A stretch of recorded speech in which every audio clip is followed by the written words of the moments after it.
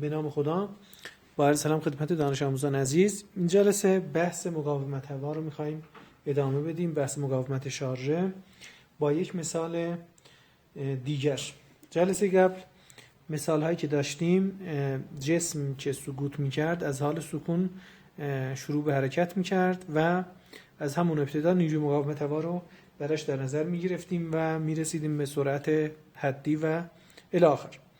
اینجا مثال دیگه ای داریم. چتربازی مدتی پس از پرش آزاد چترش را باز میکنه، یعنی یه مدت سقوط آزاد میکنه، بعد ناگهان چترش رو باز میکنه، به طوری که ناگهان نیروی مقاومت هوا به 2 برابر نیروی وزن چتر باز افزایش می‌یابد. با چشم‌پوشی از نیروی مقاومت هوا پیش از باز شدن چتر، نمودار شتاب زمان و سرعت زمان را رصد کنید. خیلی سوال مفهومی و خوبی هست. اگه متوجه بشیم خیلی چیزا رو متوجه خواهیم شد تو بحث مثال‌های مشابه این در واقع. خب ببینید اینجا چترباز سقوط میکنه، فرض کن از حال سکون از یک هلیکوپتر هواپیمایی سقوط میکنه، سقوط آزاد انجام میده. میگه در اون مدت که چتر باز نشده اصلا از مقاومت هوا چشم پوشی کنید، یعنی فرض کنید با همون شتاب G در حال سقوط هست. پس تا مدتی که چتر باز نشده شتاب برابر همون چی هست؟ G هست. اینجا باز در واقع جهت مثبت رو به پایین میگیریم، جهت مثبت محور ایره‌ای ها رو به پایین میگیرم اینجا. بعد اینکه چتر باز شد اتفاقی که میفته، پس قبل از باز شدن چتر اینه، بعد از باز شدن چتر میگه که نیروی مقاومت هوا 2 برابر نیروی وزن باشه. خب چتر بزرگ هست، یعنی نیروی مقاومت هوای خیلی بزرگی رو برای این چتر باز فراهم میکنه، نیروی به طوری که نیروی مقاومت هوا 2 برابر نیروی وزن هست. با این اوصاف ما میخوایم نمودار سرعت شتاب زمان و سرعت زمان رو به صورت کیفی رسم کنیم. خب من قبل از این مثال یه رابطه‌ای رو برای شتاب جسم در حضور مقاومت هوا اثبات کردم، ولی باز الان میتونم همون رو یه بار دیگه ثابت بکنم. اینجا چه نیروهایی به این چتر باز وارد میشه؟ FD و MG نیروهای وارد بر چتر باز هستن. قبل از باز شدن که رابطه همینه، شتاب مساوی است با همون شتاب جاذبه، چرا تنها نیرو وارد MG هست. ولی بعد اینکه چتر باز میشه، جلسه قبل ثابت کردیم که خب A میشه F net MO، به جای F net قرار دادیم MG نیروی محرک هست، رو به پایین هست.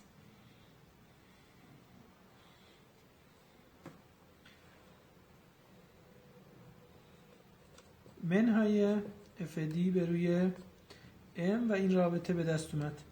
A مساوی G، M رو بین اینه پخش کنیم، MG به M میشه G منهای FD MO. خب این از شتاب در حضور مقاومت هوا. حالا یه شرطی رو به ما میگه که فرض کنید FD 2 برابر MG هست، به جای FD قرار بدی 2 MG، M با M ساده میشه، این حاصلش میشه چی؟ 2G. پس A بذار جاگذاری بکنم، میشه G منهای 2mg به روی M ها ساده میشن، میمونه G منهای 2G به دست میاد منهای G، یعنی لحظه‌ای که چتر باز میشه یک شتابی ایجاد میکنه به اندازه همون شتاب جاذبه ولی به سمت بالا. یعنی قبل از سقوط شتاب در واقع رو به پایین هست به اندازه G 9.8 یا 10. چتری باز شد درست بس قضیه عکس میشه، شتاب جسم میشه G به سمت بالا.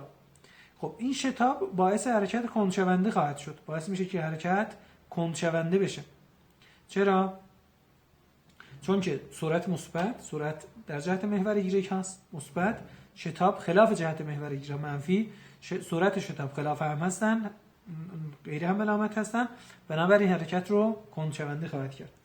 خب وقتی که حرکت کندشونده شد، کم کم این نیروی مقاومت هوا رو به کاهش میذاره. با کاهش تندی، با کندشونده شدن حرکت، این FD شروع میکنه به کاهش و در نتیجه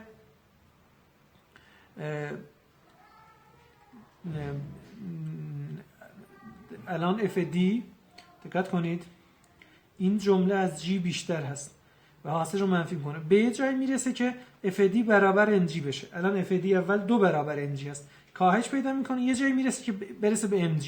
به MG که رسید FD یعنی نیروی مقاومت هوا که برابر نیروی وزن شد، شتاب برابر 0 میشه. از اون به بعد دیگه سرعت تغییری نخواهد کرد، شتاب برابر 0 میشه و جسم با سرعت ثابت حرکت خودش رو ادامه میده. پس اینجا بحث سرعت حدی رو خواهیم داشت. خب اجازه بدید من یه مقدار این برج رو خلوت‌تر بکنم. سعی کنیم که با این اوصاف در واقع نمودار شتاب زمان و سرعت زمان رو با این داستانی که گفتیم رسم کنیم. با اون توضیحی که من دادم اومدم نمودار شتاب زمان و سرعت زمان رو به این شکل رسم کردم. حالا میخوام برای شما توضیح کنم که این نمودارها چی دارن میگن، چرا اینگونه رسم شدن. از لحظه 0 تا T1 گفتیم تا T1 چه لحظه‌ای است؟ لحظه باز شدن چتر. تا اون لحظه گفتیم از مقاومت هوا چشم پوشی کنید، شتاب ثابت، حرکت سقوط آزاد با شتاب ثابت. شتاب ثابت G مثبت هست، رو به پایین هست در واقع، چون جهت پایین رو مثبت گرفتیم. بعد ناگهان چه اتفاقی میفته؟ چتر باز میشه. طبق محاسباتمون چتر که باز شد، چون نیروی مقاومت هوا 2 برابر نیروی وزن تو این مثال، شتاب میاد دقیقاً میشه منهای G، یعنی جامپ یه جهش پیدا میکنه. یعنی ناگسستگی در واقع اینجا داریم. نمودارمون گسسته نیست. نمودار شتاب زمان گسسته نیست، حالت ناپیوسته داره. اینجوری بگیم. خب تو این لحظه یه دفعه شتاب از مثبت G میرسه به منفی G. آیا ثابت میمونه؟ نه، کاهش پیدا میکنه. این شتاب دلیل کاهش هم الان توضیح میدم. دلیل این کاهش چی هست؟ بعد اینکه چتر باز شد حرکت کندشونده میشه. شتاب منفی، سرعت مثبت، حرکت کندشونده. تندی که کاهش پیدا میکنه، نیروی مقاومت هوا دیگه از اون مقداری که داشت 2 برابر نیروی وزن شروع میکنه به کمتر شدن. FD که کم بشه، آ شروع میکنه به افزایش. آ دیگه صعودی هست، شروع میکنه به زیاد شدن تا برسه به 0. از مقدار منفی میرسه به 0. کی میرسه 0؟ وقتی که FD برابر mg شد، یعنی در لحظه T2.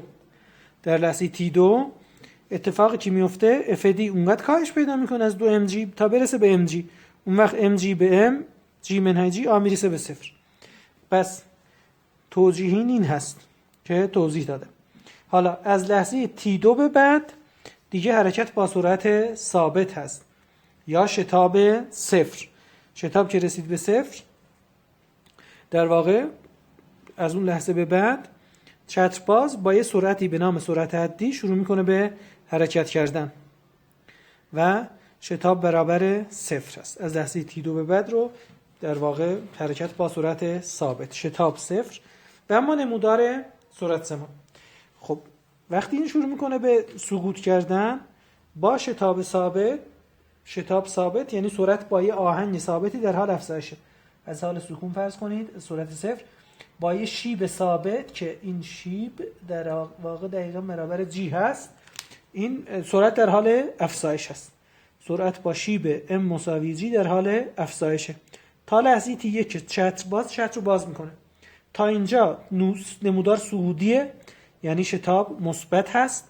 از اینجا به بعد نمودار نزولی میشه، یعنی شتاب منفی. سرعت زمان نزولی که شتاب بشه چی؟ منفی. یعنی سرعت شروع میکنه به کاهش. نمودار سرعت زمان نزولی. سرعت اونقدر کاهش پیدا میکنه که تا این اتفاق بیفته از اون لحظه T2 به بعد دیگه حرکت با سرعت ثابت هست. وقتی که نیروی مقاومت هوا برابر نیروی وزن شد، دلیلی دیگه وجود نداره سرعت نه کاهش نه افزایش پیدا بکنه. از اون لحظه به بعد حرکت با سرعت ثابت و شتاب صفر. پس این نمودارها داستان این چترباز رو برای ما تعریف میکنن و توصیه میکنن به خوبی اینها رو یاد بگیرید. میتونه دستمایه سوالات سراسری کنکور سراسری باشه. خب و ما میریم سراغ مثال بعدی. دو گوی هم اندازه و هم شکل، دو تا گلوله یا دو تا گوی، دو تا کره فرض کن فلزی، هم اندازه و هم شکل. ظاهرشون نگاه میکنه این هم را که جرم یکی دو برابر دیگری است، m2 مساوی 2m1. از بالای برجی به ارتفاع h همزمان رها میکنیم. الف کدام گوی زودتر به زمین میرسد؟ ب تندی برخورد کدام گوی با زمین بیشتر است؟ اگر از مقاومت امواج چشم پوشی بکنیم، یعنی فرض کن ارتفاع h اونقدر زیاد نباشه که یا جرم اینا اونقدر زیاد باشه که به چشم نیاد نیروی مقاومت هوا، اون وقت اینا همزمان به زمین میرسن. سرعتشون هم در واقع موقع برخورد به زمین دقیقاً یکسان هست. اصلا بحث جرم اینجا کاری نیست، چون هر دو با شتاب جی میخوان سقوط بکنن. ولی وقتی که اینجا بحث مقاومت هوا پیش میاد، اون وقت جرم نقش خودشو نشون میده.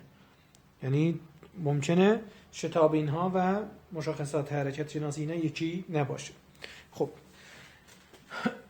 قبلا این رابطه رو ثابت کردیم. برای هر دو اینها شتاب از این رابطه به دست میاد. شتاب جاذبه منهای کسر که صورتش نیروی مقاومت هوا هست به روی جرم. یه فرضی رو این سوال باید به ما بده. با فرض اینکه نیروی مقاومت هوا در طی حرکت دو گوی ثابت و یکسان است. ثابت بودنش رو در واقع باید بده. یکسان بودنش چون شکلشون عین همه یکسان خواهد بود.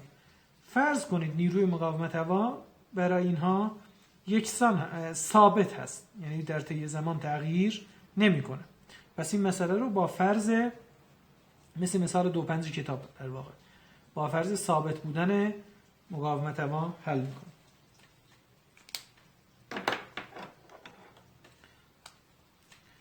چرا این فرض رو گفته؟ بتونیم از فرمول‌های حرکت با شتاب ثابت استفاده کنیم. پس FD برای اینها یکسان. اونی که ببینید جرمش بیشتره، این کسر براش کوچکتر خواهد بود. خب این کسر براش کوچکتر خواهد بود، جرم زیادتر، این کسر کوچکتر. هرچی این کسر کوچکتر باشه شتاب بیشتره، چون این مقدار از این داره کسر میشه، از جی داره کسر میشه. از جی یه مقداری رو دارید برمی‌دارید. مخرج بزرگتر، حاصل کسر کوچکتر، منفی کوچکتر میشه بزرگتر. اینجوری میتونیم بگیم. پس از این که با استفاده از این رابطه، از این که M2 بزرگتر از M1 نتیجه میگیریم A2 هم بزرگتر از A1. اونی که جرمش بیشتره شتابش بیشتر خواهد. در حالی که اگر این جمله صفر باشه، از این چشم پوشی کنیم، A مساوی G، شتاب اصلا به جرم وابسته نیست اگر از مقاومت هوا چشم پوشی کنیم. ولی گفته نه، اینجا چشم پوشی نکنید از مقاومت هوا. اون وقت اونی که جرمش بیشتره شتابش بیشتره، با توجه به اینکه FD برای اینها یکسان هست، شکل گلوله ها یکسانه. خب حالا میریم برای حل قسمت الف. قسمت الف چی میگه؟ کدام گوی زودتر به زمین میرسه؟ خب اینجا این از ارتفاع h رها شده، اینجا هم سطح زمین، اینجا رو میگیرم مبدا جای رها شدن اینها. رابطه‌ای که دارم دلتا ایگرگ حرکت با شتاب ثابت مساوی 1/2 AT2 به اضافه V0. خب این جمله میره به صفر. چرا؟ برای اینکه گفته از حال سکون اینا رها میشن یعنی از حال سکون، از بالای برجی به ارتفاع فلان رها میکنیم، سرعت اولیه نداره، صفر. خب پس این رابطه به این شکل در میاد. به جای دلتا ایگرگ هم میتونم بذارم h منهای صفر که میشه h. مقدار جابجایی در اصل محور ایگرگ همون ارتفاع برج هست. h مساویه 1/2 A T2، دو طرف رو به دو ضرب کنم، به A تقسیم کنم، T2 مساویه 2h به A، از اینجا T مساویه رادیکال 2h به روی A. خب H براشون یکسان، ضریب 2 هم یکسان، T در واقع متناسب شد با 1 به روی رادیکال آ. T با آ نسبت عکس داره. اونی که شتابش بیشتره مدت زمان کمتری رو طی خواهد کرد، در راه خواهد بود. پس کدوم شتابش بیشتره؟ M2 بزرگتر از M1. جسم 2 شتابش بیشتره، زمانش کمتر خواهد بود. از اینجوری بگیم از اینکه A2 بزرگتر از A1 با توجه به نسبت عکس نتیجه میگیریم T2 کوچکتر از T1. پس گلوله سنگین‌تر زودتر میرسه. اگر مقاومت هوا رو در نظر بگیرید، اگر مقاومت هوا رو در نظر نگیرید، هر دو با هم میرسن، چون آی هر دو میشه همون جی، A2 مساوی A1. ولی چون اینجا A2 بزرگتر از A1، T2 هم کوچکتر از T1 میشه. اونی که سنگین‌تره زودتر میرسه. این از حل قسمت الف. و اما حل قسمت ب. برای حل قسمت ب از چه رابطه‌ای باید استفاده کنیم؟